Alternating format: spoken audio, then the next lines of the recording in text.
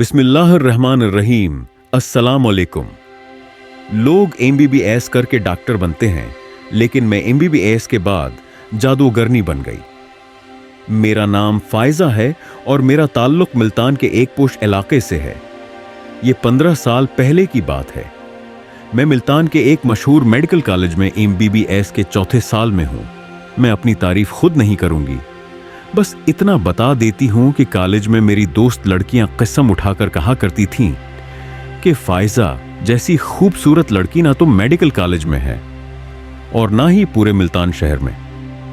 मैं वालिदीन की इकलौती औलाद हूं। अल्लाह ने मुझे खूबसूरती के साथ साथ सफेद रंगत और लंबे कद से नवाज रखा है। मेरे सामने अच्छे खासे खूबसूरत और जवान लड़के भी नहीं बचते। मेरी मामा एक कॉलेज में प्रोफेसर थीं और वालिद इस्लामाबाद में बिजनेस करते थे। वालिद हफ्ते या 15 दिन बाद ही घर आते थे और छुट्टी का एक दिन गुजारकर वापस चले जाते। मेरा ज्यादा वक्त मामा के साथ गुजरता था। एक सुबह में कॉलेज जाने के लिए घर से निकली तो सामने वाले घर के बाहर एक लड़का लान में पौधों को पानी दे रहा था। मुझे पहली नजर में ही वो लड़का खासा खूबसूरत लगा। मैंने उस लड़के को पहले कभी नहीं देखा था। अगले दिन मैंने कॉलेज जाते हुए दोबारा उसे देखा। उस दिन भी वो हाथ में पाइप पकड़े अपनी सोचों में गुम पौधों को पानी दे रहा था। जब मैं उनके लान के सामने से गुजरी तो अचानक पानी का पाइप मेरी जानिब उठा और देखते ही देखते मेरे सारे कपड़े गीले हो गए। घबराहट में मेरी तो चीख ही निकल गई।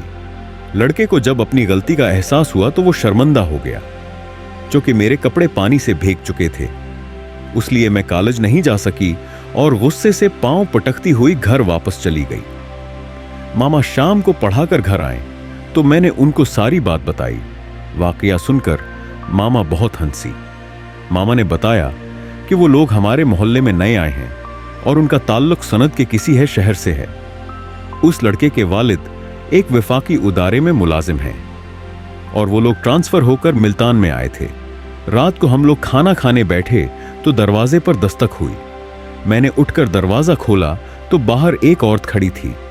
उसके हमराह एक लड़का भी था। मैं देखते ही उस लड़के को पहचान गई। ये वही था जिसने सुबह जाने अनजाने में पानी डालकर मेरे कपड़े भगो दिए थे। अब वो अपनी वालदा के साथ माजरत करने हमारे घर आया था। काफी सुलझा हुआ लड़का था। मामा को तो वो लोग बहुत पसंद हैं आए। औरत का नाम हमीदा और लड़के का नाम फैसल था। थोड़ी गपशप करने और चाय पीने के बाद वो लोग चले गए।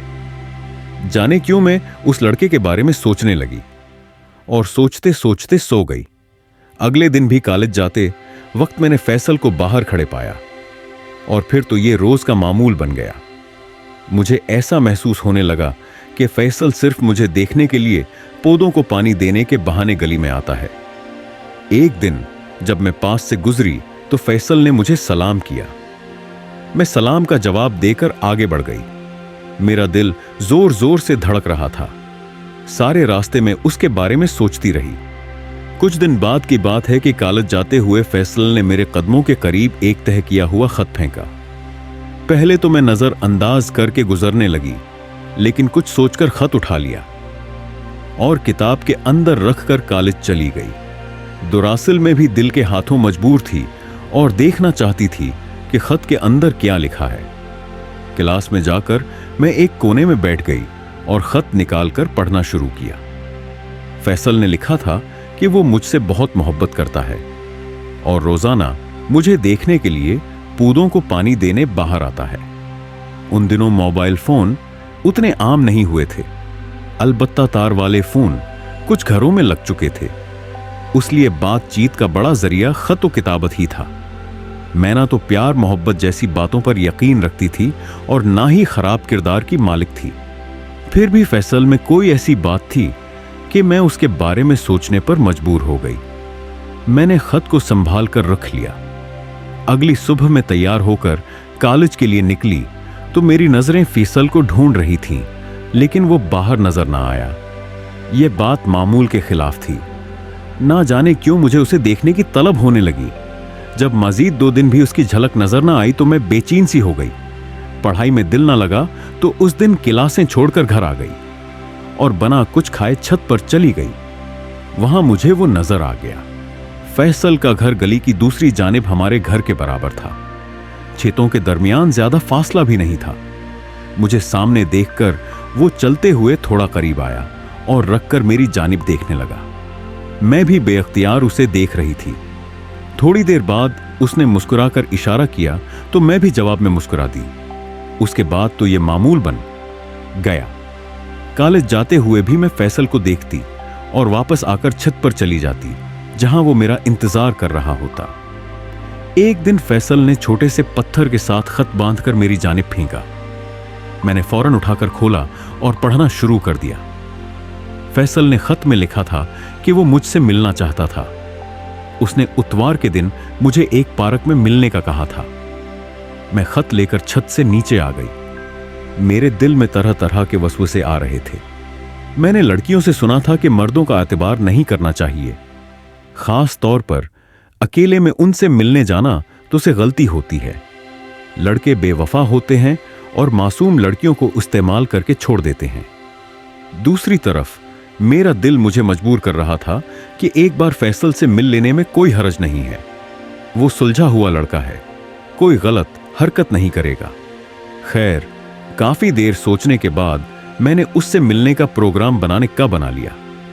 इतवार वाले दिन मैंने मामा को बताया कि मैं कॉलेज की एक दोस्त को मिलने जा रही हूं। घर से निकलकर यानी रिक्शा लिया और मुकर्रर वक्त पर पार्क के अंदर पहुंचे गई। फैसल गेट पर मेरा इंतजार कर रहा था। हम दोनों एक तन्हा गोशे में जाकर बैठ गए। कुछ देर तो खामोशी से एक दूसरे को देखते रहे। फिर बातों का सिलसिला शुरू हो गया। फैसल ने मुझे कहा कि फायजा, मैं पहली नजर में ही तुम्हारी मोहब्बत का शिकार हो गया था। अब तुम्हारे बना जीने का तसव्वुर भी नहीं कर सकता। मेरे दिल में उसके लिए कोई जज्बा पहले से मौजूद था, तभी मुझे उसकी बातों पर यकीन आ गया। फैसल बहुत महज़्ज़ब तरीके से पेश आया। उसने कोई ऐसी वैसी हरकत नहीं की जो मुझे नागवार लगती। उस मुलाकात के बाद मेरे दिल में फैसल की मोहब्बत जाग गई। फैसल मेरी पहली मोहब्बत थी और आखिरी भी। मैं दिन का ज्यादा वक्त उसको सोचते हुए गुजारती थी। एक दूसरे को देखने के लिए हम छत पर भी चले जाते और इशारों से बातें करते। फैसल ने वादा किया कि बहुत जल्द वो मुझे अपनी दुल्हन बना लेगा। जिंदगी एकदम से रंगीन हो गई थी। वक्त गुजरने का पता ही नहीं चला, यहां तक कि मैंने MBBS का आखिरी साल भी पास कर लिया। उसके बाद मेरी हाउस जॉब शुरू हुई थी। एक दिन फैसल ने मुझे घर से बाहर बुलाया और बताया कि उसके वालिद का तबादला हो गया है और वो लोग सनद में अपने आबाई शहर चले जाएंगे। यह खबर मुझ पर बजली बनकर गिरी। मैं फैसल के बगैर रहने का तसव्वुर भी नहीं कर सकती थी। साफ साफ कह दिया कि अब हम दूर नहीं रह सकते। या तो मुझसे शादी करो और मुझे अपने साथ ले जाओ, या फिर मेरी जॉब शुरू होने तक इंतजार करो। उसके बाद था कि हम अपने मुस्तकबल का फैसला करें। मेरा ख्याल था कि फैसल मुझसे शादी के लिए फौरी तौर पर मान जाएगा, लेकिन उसने मेरी दोनों बातें मानने से इनकार कर दिया। उसने बताया कि वो ना तो अभी शादी कर सकता है और ना ही मुल्तान में मजीद रख सकता है। वो अपनी फैमिली के साथ वापस चला जाएगा। उसका इनकार सुनकर मेरी जान पर बन आई, लेकिन मेरे बस में कुछ नहीं था। उस दिन के बाद फैसल मुझसे दूर दूर रहने लगा। मैं उससे मिलने के लिए तड़प रही थी। एक दिन मौका पाकर मैं फैसल के घर चली गई। फैसल घर पर है नहीं था। उसकी छोटी बहन इकरा से मिलकर मुझ पर इंकिशाफ हुआ कि फैसल की मंगनी बचपन में उसकी खालाजाद से हो चुकी है और सुनद में वापस जाते ही शादी हो जाएगी। उकरा ने यह भी बताया कि यह शादी फैसल की पसंद से हो रही है। वो लड़की फैसल की मोहब्बत है और फैसल खुद भी जल्द से जल्द उससे शादी करना चाहता है। ये बातें सुनकर मैं तड़प कर रह गई। उकरा ने मुझे चाय ऑफर की, लेकिन ये सब कुछ जानकर मैं चाय कैसे पी सकती थी।